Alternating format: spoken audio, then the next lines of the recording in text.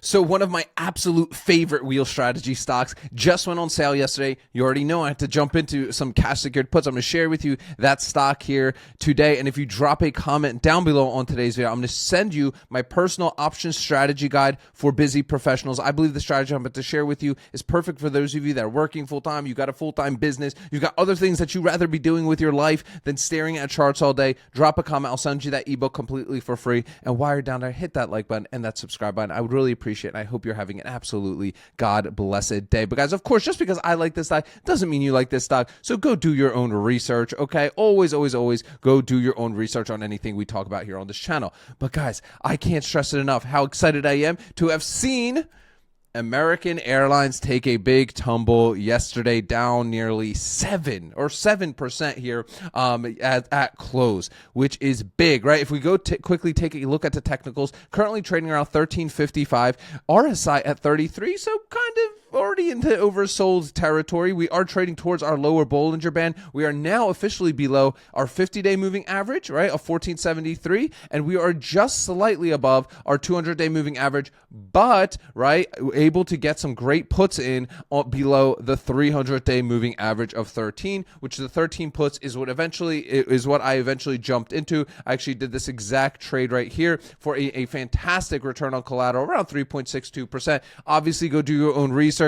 Not financial advisor, random dude on internet. Make sure you go do your own research and understand the risks of this strategy, because we're going to talk about those here right now. So here is how this trade actually worked out. Let's go look at the chart here real quick. And here I am on Yahoo Finance, and you could see once we started, we didn't have a terrible earnings, right? I mean, they weren't great, but American Airlines has very strong guidance going into 2026. So at open, everything kind of seemed fine with American Airlines. Next thing you know, it started really tumbling. I ended up jumping into the 13 puts when this was down just over 4.5%, and I was happy with that. I grabbed the 13s, and the reason I grabbed the 13s is because, again, we're just below that 300-day moving average. That gives me a nice support level. And how do I play this? Well, I'll talk about it in just a moment, but usually what I like to do is ladder step down. So let's say American Airlines continues to dip. It's dropping to, now it's at 13. Okay, perfect. Now I'm going to see, can I get to 1250s? Can I get to 12s? And as we continue to lower down beyond these key moving averages, I'll kind of ladder step down. And that's how I kind of do it when I want to open up many contracts on a position, especially on a cheap stock like like American Airlines here, right? And then also what is really nice, we got a nice little juicy dividend of 2.95% on American Airlines. And of course, if you do use Ark Picks, you'll also see an exact reason on what exactly happened and why American Airlines saw this kind of drop here. But let's go toss this into our cash secured put calculator, because I want to show you guys how this specific trade actually looks like, right? So if we go to our, let's just show you on, we'll grab the calculator here. So I locked up $1,300 right here, right? Now, if you don't know what selling a put is, it's essentially I'm saying I'm willing to buy 100 shares of American Airlines, right, on, right, February 27th. That's 30 days from now. Again, we'll go back to our calculator. We'll put 30 days. All my calculators are free, guys, plus my trade log template. Attend the Ark Options Strategy workshop down below. It's free. And at the end, I give you this stuff for free just for giving me your most valuable asset, your time. So make sure to join us. It's a great time. So I'm locking up $1,300, and I'm collecting just about, well, I'm collecting, I'm $47, 47 per share, $47. Remember, every options contract is equivalent to 100 shares. So I got around $47 of premium for that, which gave me a nice juicy return of just above 3.5%. Now, mine was a little bit less than this because American Airlines was actually around like 370-ish when I ended up doing my put on this, but it's all well and good. I hit my personal financial target, and you have to figure out what that is for you. Obviously, a return of like a 3.62% is fairly aggressive, meaning that there's a higher chance that you will end up having to buy your 100 shares at $13. Now, what's great about American Airlines is it's a cheap stock. It was actually one of my first stocks that I learned how to run the whole wheel strategy on, and it is one of those cheap stocks that just fits the Ark Options strategy so well, right? Because we love getting assigned good quality companies that offer, a decent dividend, We're collecting covered call premiums, right? We're getting cash secured put premiums. We're collecting interest on our cash secured puts, and of course that appreciation sale. And those 5 streams are the Ark Options Strategy. But let's go over to the options chain right here, and we'll click sell a put here real quick. Now, because I'm going to talk about what can actually happen here. You can, if I go out to these 30-day expiration, let's say the 13s right here, right? Let's say on the 27th, right, American Airlines is trading above 13. It's trading at 13.50, 14, 14.50, right? Your $1,300 that you had locked up for this trade, that's returned back to you. You can go jump into another opportunity. Fantastic. Well, that's usually the ideal situation for us most of the time. A lot of us are afraid of assignment when you really shouldn't be. If you're afraid of assignment, you're probably getting into a stock you probably shouldn't be getting into, right? But the second thing that can happen with a position like this is, let's say it drops below 13. Let's say it's trading at 12.50, 12, right? All those numbers below 13, all those numbers, the share prices, right? In that case, you are on the hook to buy it at 13. And this is why it's very important to look at the technicals before jumping into some cash secured puts, right?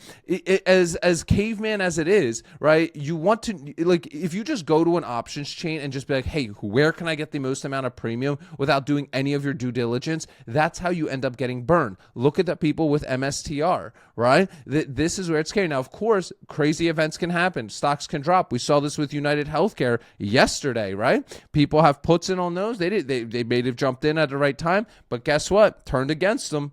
And it happens. It's part of the game. It's going to happen to you as well, right? It's just the nature of this game, right? There's nothing to say that American Airlines cannot continue to drop down to like $9, $8 and getting assigned at 13. It's an absolute possibility, but here's the way I like to play it. If that happens, like I said, I ladder step my way down, right? So let's say I did this trade yesterday for the 13s, right? And let's say it continues to drop. It drops down to like 12.50 or something like that. Okay, well then maybe I'll consider the 12s. Right? I'll consider 12s. I'll lock up $1,200, right? And let's say it starts to drop below, right? It starts to even drop below 12. Let's say it's now at like 11. Okay, perfect. Let's see. Can I get the 1050s? Well, can I lock up 1050 for that? And this is how I do it. Instead of jumping and going like, hey, I'm going to do 5 contracts for the 13s, right? And then have no dry powder in case it continues to drop, right? That's where it gets a little bit dangerous. How do we time this? Well, the way I usually do this, like in a real world situation, is I will usually wait a day or two, especially on a falling knife situation like American Airlines. With American Airlines, I kind of broke my own rule yesterday because I do love this stock. It doesn't come around often. At least recently, I've not been trading this thing often. And I've traded it for a long enough time to kind of understand the risks, at least for me and myself personally. But with that said, usually I like to wait around 1 to 2 days, see where we get like some good support, right? And then jump into the puts, right? But of course, you're going to get more premium if you're trying to catch that falling knife a little bit, which for me, I was fine with getting in at American Airlines at $13. But with that said, I didn't go full port, right? So again, a couple contracts grabbed here. Let's say like grab like two contracts here, right? That locks up $2,600, collect a little bit more premium. But then let's say I still have some juice left over that, hey, you know what? If it continues to drop, okay, then I can do the 12s. Okay, I'll grab another 2 contracts here, right? And then if I end up doing the 250, I grab 2 contracts here. So even if I'm getting assignments along the way here, right, I'm still effectively lowering my cost basis, not just because I'm taking more assignments, but I'm also collecting this premium as well. Now, that's not something I always end up doing. I don't always factor my premium into my cost basis because I like to look at premium as straight up income. I have this asset that I purchased for $1,200 and that's what it is, right? That premium that's being generated from it, that is simply income that I'm going to be able to use like during my retirement years to take out, to buy stuff with, whatever I need that actual income for. But in a falling knife situation where then I need to, like, let's say run covered calls because it's continuing to drop, my assignment is so high that I can't even do my covered calls, at that point, I will start factoring in my premium into my actual asset, into the stock price that I have, and then do it. And you have to kind of track this stuff for yourself. Your brokerage is not going to track this correctly at all for you. They are just not.